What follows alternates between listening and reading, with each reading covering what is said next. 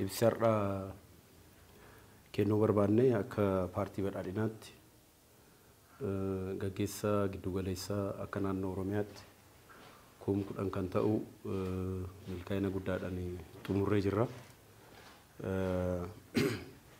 Milkaa'ina guddaadhaan dhimma kana xumurreerra yommuu jennu tokkoffaa gaggeessaan keenya jijjiirama amma jiru kana akka biyyaattis akka naannoottis jijjiirama dhufe kana keessatti injifannoowwan galmaa maal akka ta'an sirriitti lakkaa'ee akka beeku waliigalteen gaariin hubannaan gaariin kan itti uumame akkasumas immoo jijjiirama kana keessatti rakkoowwan gufuu ta'an qunnamaa jiran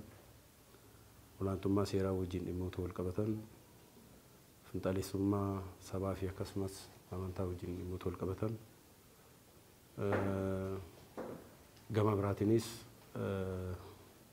gaafiiwwan uummataa tajaajila wajjin wal qabatanii sadarkaadhaan jiranis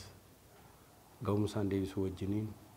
rakkoo hojii dhabummaa kanneen kana fakkaatan wajjin wal qabatee dhimmoota jiran irratti walumaa gala qabiyyee jijjiiramaa kana irratti guyyoota 15f mariin bilchina qabu gaggeessaa giddugaleessaa Kuma 10 ta'u gaggeessaa paartii badhaadhinaa sadarkaa aanarra jiru sadarkaa godinaa magaalotarra jiru wajjin waliigaltee gaarra gaamee jira jechuudha. Gama biraatiin waa'een paartichaas paartiin badhaadhinaa sagantaan siyaasaa inni hordofu badhaadhinni siyaasaa inni biyya kana keessa fiduudhaaf barbaadu maal akka ta'e akkasumas gama hawaasummaatiinis badhaadhina hawaasummaa guddisuudhaaf mirkaneessuudhaaf maal qabiyyee maalii akka qabaatu diinagdee badhaadhinaan diinagdee mirkeessuudhaafis maal qabatee akka qabsaa'u ifatti tokko lama jedhamee lakkaa'amee kan hubatame hubannaa fi ejjennoon gaariin kan irratti ga'ame gama biraatiinis sirni ijaaraa jiru federaalizimii sabdaneessa ta'e afdaneessa ta'e sabaaf sablammoonni hundinuu qixxeedhaan keessatti kan baay'ina isaaniitiin akka hojjaa isaaniitti haqummaadhaan kan keessatti hojjetan kan keessatti bakka bu'an afaan baay'eedhaan kan itti hojjetamu aadaa wal danda'uuf tokkummaan akka jiraatu mirga ofiin bulchuu naannoleef akkasumas sabootaas guutumatti akka kabajamu kanaan dura hanqinoota turan sirreessanii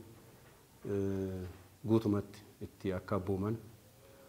akka biyyaatti immoo biyya tokko waliin qabna waan ta'eef ofiin bulchuun saba sablammootaa akkasumas biyyi waliin ijaaru Itoophiyaa federaala dimokiraatawaa taate hundumaafuu kan geessu ijaaruudhaaf adeemsa deemaa jiru irratti waliigalteen gaariin kan uumame akkasumas misooma waggaa 10 keessatti karoora waggaa 10 qabame diinagdeedhaan biyya keenya adda duree taasisuudhaaf waggootan 20 keessatti taasisuudhaaf kan karoorfame qabiyyeewwanii fi kallattiiwwan bu'uuraa ta'an maal akka ta'an iftoominni kan itti uumame jechuun danda'ama jechuudha. Waliigalatti walitti qabnee mulaallu gaggeessaan keenya ilaalchanis gochaanis tokko ta'ee akka taasisuudhaaf hubannaan guddaan kan itti uumame kaka'umsi guddaan kan uumame amantaan guddaan kan uumame ejjennoo gaariirra kan geenye jechuun danda'ama jechuudha. Gama biraatiinis tokkummaa fi jaalala uummataa waliin jiraachuu uummataa cimsanii akka deeman taasisuu keessattis waliigaltee gaariirra gahamee jira. Egaa asii deemanii dhimmoonni irraa eegamuun guddaan tokkoffaa olaantummaa seeraa uummata wajjin ta'uudhaan olaantummaa seeraa kabachiisuun akka irra jiraatu dirreen dimokiraasii babal'atee dimokiraasiidhaaf qofa akka ta'u walitti bu'umsa sabaatiif walitti bu'umsa amantaatiif akkasumas jibbiinsaaf iddoon akka hin jiraanne taasisuudhaan waliigalteen uummataa walammachuun sabaaf sablammootaa tokkummaan Oromoo keessatti tokkummaan sabaaf sablammoota biraanis wal danda'anii jiraachuun aadaaf duudhaan ganama Oromoon qabate sana cimsee naannoo isaas akkasumas biyyas qabatee akka deemuuf olaantummaan seeraa mirkanaa'uu danda'u irra jiraata uummata wajjin ta'uudhaan olaantummaan seeraa mirkanaa'ee naannoo biyya nagaan waaraan keessatti mirkanaa'u akkasumas misoomni keessatti babal'atu bilisummaa yaada daangaa tokko malee kan ittiin tarkaanfatu jibbiinsaaf waldiiguudhaaf walqooduudhaaf iddoo akka hin qabne barnoota baratan irraa ka'anii dhimma kan hojiirra akka oolchan irraa eegama. Gama biraatiin tokkummaa uummataa akka cimsan wal dhageettiin gubbaarraa kaasee amma gajjallaatti tokkummaan gaggeessaa akka jiraatu, tokkummaan uummataa akka jiraatu, tokkummaan dargaggeessaa akka jiraatu taasisuudhaaf waliigalasaa akkasumas kan sabaa tulamootaa amantaaleen wal danda'anii sabaa tulamuun wal danda'anii biyya tokkoof badhaadhina biyya tokkoof waliigalteedhaan akka hojjetan taasisuu hojjechuutu irraa eegamaa jechuudha. Gama biraatiin gaaffileen uummataa sadarkaadhaan jiran gandatti kan hiikaman gandatti akka hiikaman aana irratti dhimmoonni hiikamuu danda'an aana irratti akka hiikaman godina irratti dhimmoonni hiikamuu irra jiraatu godina irratti akka hiikaman naannoo irratti hiikamuu kan irra jiraatu sadarkaadhaan gaaffiin uummataa addaan bahee hiikamaa akka deemuu fi tajaajila qulqullinaaf ga'umsa saffina qabu argachuudhaafis akkasumas dargaggeessa keenya baay'ee hojii dhabaa ta'ee jiru kanas qabeenya naannoo beekumsa naannoo fayyadamuudhaan fala akka ka'an dhimma irratti walii galame waan ta'eef ergama kana deemanii kan hojiirra oolchan ta'a jechuudha. Kanatti aansuudhaanis gaggeessaan bu'uuraa yeroo gabaabaa keessatti 150 kan ta'u gaggeessaa bu'uuraa sadarkaa gandaarra gaggeessaa kan jiru sadarkaa aanatti leenjii gaggeessuudhaaf qophiinsaa xumuramaatti kan jiru innis torban tokkoon booda kan jalqabamu ta'a jechuudha. Toora gaggeessaa 150 kan ta'u gaggeessaa bu'uuraa leenjiitti kan galamu ta'a. Innis qophiinsaa xumuramee jira. Mata dureewwan isaas wal fakkaatu sadarkaa isaatti kan isaa malu maalummaa jijjiiramichaa qabiyyee jijjiiramichaa injifannoowwan argaman rakkoowwan sadarkaadhaan quunnamaa jiran akkasumas furmaanni isaanii maal ta'utu irra jiraata gaggeessummaa akkamii barbaadaa waa'een paartii keenyaa walumaa gala kaayyoon siyaasaasaa misoomaasaa hawaasummaasaa wal qabatee dhimmoota jiran federaalizimii sabdaneessaaf afdaneessa ta'e kana akkaataa lafatti qabachuu danda'u irratti hanqinoota sadarkaadhaan jiran sirriitti sacca'anii akka beekanii fi isaanis bakka jiranitti olaantummaa seeraa uummata wajjin ta'uudhaan tokkummaa uummataa cimsuu irratti gaaffii sadarkaa isaaniitti hiikamuu qabu irratti akka hiikan taasisuudhaaf